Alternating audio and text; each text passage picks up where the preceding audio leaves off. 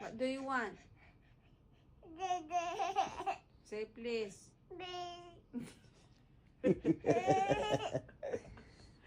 Katawa mo. Unsay buhaton? Unsa?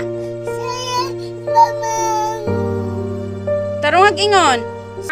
Ito yung chichilya, pero hindi yan mapalas. Hotdog, sangkalal, may kurale, may mantika, at matkot.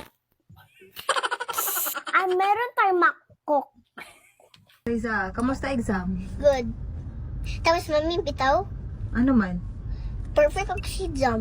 Wow. Tapos, anong gi-exam niyo? Tapos naku po, kaya kaluoy, ang name ko, kasi hindi sila kumpleto, hindi kasayang Maribaw, kasi like this, oh, di ba nag-write ako sa isang Kaylee, you, walang Maribaw. Bakit? Ano pala apelyido mo? You lang? Hindi. Ano, may Maribaw, but... Eden, kuhanin mo yung ano, balde. Oh, balde. Hindi yan. Balde. Oo. Ayun. Kuha ka naman, inay, taon na nga ngalay. Ikaw na nga lang pinapadiday, mabisa ka pa. Ay, hinahawakan nga ang tutong. Yan, kaahong sa amos mo.